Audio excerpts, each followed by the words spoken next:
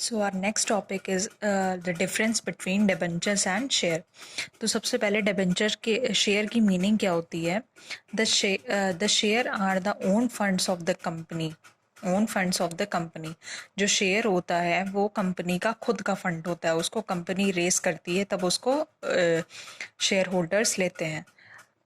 On the other hand अगर debentures देखें तो the debentures are the borrowed fund of the company. Debenture हमें पता है एक तरीके का लोन होता है, ये बोरोड फंड होता है कंपनी का। Relation with the company, share जो शेयर होल्डर्स होते हैं उनका रिलेशन क्या होता है। Share holders are the owners of the company. Share holders जो होते हैं वो कंपनी के ओनर्स होते हैं, ठीक है। Whereas debenture holders are the creditors of the company. Debenture holders क्या होते हैं, क्रेडिटर्स होते हैं, मतलब ये लेंडर्स होते हैं। रेट ऑफ रिटर्न किस तरीके से मिलता है। The rate of return on the share may vary from year to year depending upon the profit of the company. अगर कंपनी का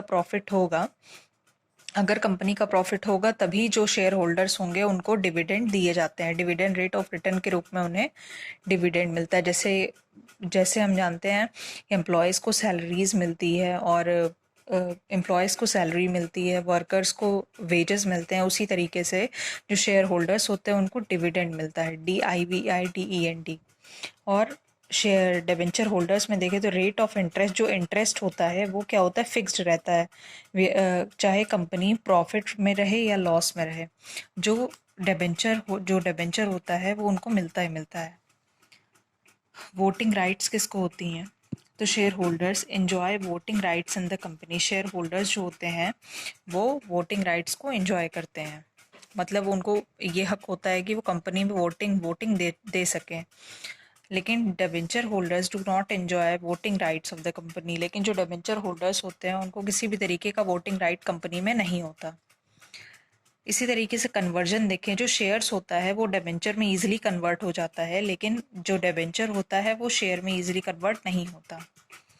ट्रस्ट डीड कैसे बनवानी पड़ती है, तो no trust deed is executed in the case of share. जब कोई company जो है, जब कोई कंपनी शेयर इशू करती है, जब कोई कंपनी शेयर इशू करती है तो उनको कोई शेयर, मतलब उनको कोई ट्रस्ट के रूप में कोई कागज या कोई डॉक्यूमेंट नहीं देना पड़ता, ठीक है। लेकिन जब कोई डिबेंचर इशू होता है, जैसा हमने पढ़ा होगा, debenture is issued under the seal of the company.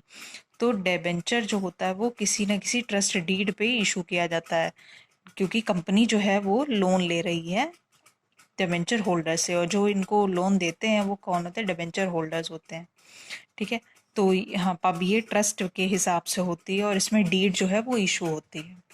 तो 6 डिफरेंसेस हो गए, 6 basic differences.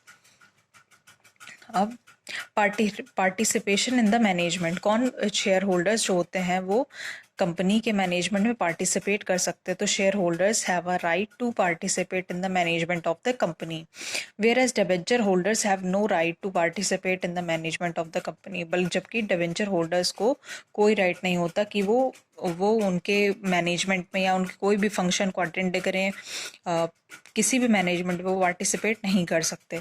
Sequence of refund, सबसे पहले रिफंड किसको दिया जाता है, जब कंपनी प्रॉफिट या लॉस फेस करती है तो सबसे पहले जो भी मिलता है वो किसको मिलता है, तो पेमेंट, अगर कुछ अच्छा होता है तो payment is made last to all the equity share holder. जो इक्विटी शेयर होल्डर्स को पेमेंट हमेशा आखिरी में दी जाती है, लेकिन payment is made to debenture holder before the share holder. Share holders को डिविडेंड देने के पहले ही डिबेंचर होल्डर्स को उनका इंटरेस्ट दे दिया जाता है और शेयर होल्डर्स को बाद में दिया जाता है। ये केस प्रेफरेंस शेयर होल्डर्स में भी होता है कि प्रेफरेंस शेयर होल्डर्स होते हैं उनको डिविडेंड जो है वो पहले दिया जाता है और शेयर होल्डर्स को बाद में दिया जाता है। फॉर्म ऑफ रिटर्न, किस तरीके के फॉर्म में रिटर्न होता है। Share holders get the dividend, जैसे कि अभी मैंने बोला डिविडेंड के रूप में उनको अपना पैसा मिलता है डिविडेंड के रूप में, उनको उसको एक नाम दिया गया है एज ये पैसा ही है।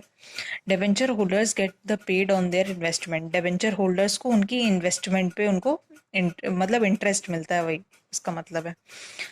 Presentation in the balance sheet में कहाँ इसका प्रेजेंटेशन होता है। Shares are appeared in the liability side of the balance sheet under the head of the share capital.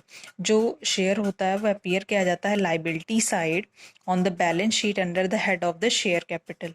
whereas debenture are appeared in the liability side of balance sheet under head long term liabilities. Control किसका control होता है? They have no control of the company in their hand. Share holders का कोई control नहीं होता company का, मतलब वो एक बार पैसा इन्वेस्ट कर दिए तो गया पैसा, लेकिन they have no they have control, इनका कंट्रोल शेयर होल्डर्स है ना। हाँ, ये शेयर होल्डर्स का कंट्रोल क्या है, क्योंकि ये मालिक हो जाते हैं, जितने परसेंट का ये शेयर देते हैं, मान लीजिए 2% का दिए, 2% के ये मालिक हो गए, तो इनका कंपनी पे पूरा का पूरा हक होता है, 2% का हक होता है। लेकिन जो डिबेंचर होल्डर्स होते हैं उनका कंपनी पे बिल्कुल भी हक नहीं होता। रिस्क फैक्टर किस में ज़्यादा है? तो share are always unsecured, share जो होते हैं वो हमेशा अनसिक्योर्ड होते हैं, because so that they bear a more risk. Share हमेशा ही अनसिक्योर्ड होते हैं, क्योंकि इसलिए होते हैं क्योंकि कंपनी अगर प्रॉफिट होगी तभी इनको शेयर वापस मिलेगा, तभी इनको पैसा मिल पाएगा, लेकिन अगर कंपनी लॉस झेलेगी तो इनको पैसा नहीं मिल पाएगा। सबसे पहले प्रेफरेंस शेयर होल्डर्स को दिया जाता है, एक और टर्म होता है प्रेफरेंस शेयर होल्डर्स, उनको दिया जाता है। लेकिन debenture are usually secured by the assets of the company, debenture holders को उनका इंटरेस्ट दिया ही दिया जाता है, चाहे कंपनी लॉस फेस कर रही होती है और चाहे प्रॉफिट फेस कर रही होती है, उनको उनका इंटरेस्ट मिल जाता है। कुछ कंपनी, और मिलता कहाँ से, कंपनी देती कहाँ से है, कुछ उनके पास रिजर्व के रूप में रखा रहता है, कंपनी कुछ रिजर्व रखी रहती है, या फिर डेबेंचर रिडेम्पशन रिजर्व बनता है कि कुछ हिस्सा जो है कंपनी अपने पास रखी रहती है, कंपनी के कुछ डिपॉजिट्स होते हैं, कंपनी कुछ बॉन्ड्स बेचती है, तो उस हिसाब से डिबेंचर होल्डर्स को उनका इंटरेस्ट जो है वापस कर दिया जाता है। ओके।